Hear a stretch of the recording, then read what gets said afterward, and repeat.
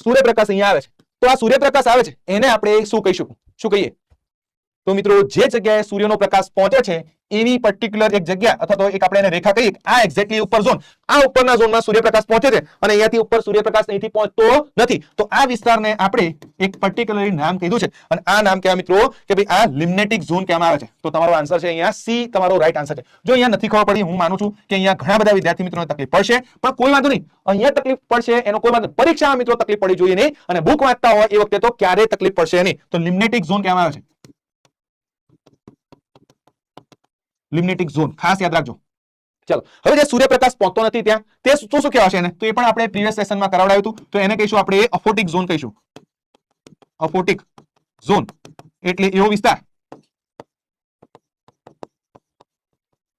જ્યાં સૂર્યપ્રકાશ પહોંચતો નથી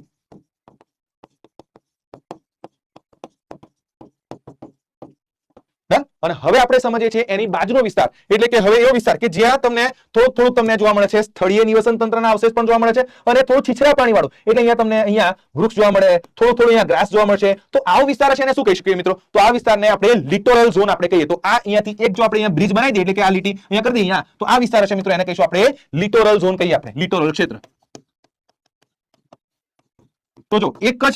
મસ્ત મજાનું ચિત્ર બનાવ્યું એની અંદર મેં તમને ત્રણ ક્ષેત્રો છે એ સરસ રીતે એક્ઝામ્પલ સહિત સમજાવવાનો પ્રયત્ન કર્યો એફોટિક ઝોન એટલે એવો વિસ્તાર જ્યાં સૂર્યપ્રકાશના કિરણો પહોંચતા નથી લિમ્નેટિક ઝોન એટલે એવો વિસ્તાર કે જે સૂર્યના કિરણો પહોંચે છે એટલે કે ઉપરનો જે વિસ્તાર છે એ કહેવાશે અને લિટોરલ ક્ષેત્ર એટલે કે આ જે સ્થળીય નિવસન તંત્ર આવતું હોય એની બાજુનો વિસ્તાર કહેવાશે યસ જય દ્વારકાધીશ વેલકમ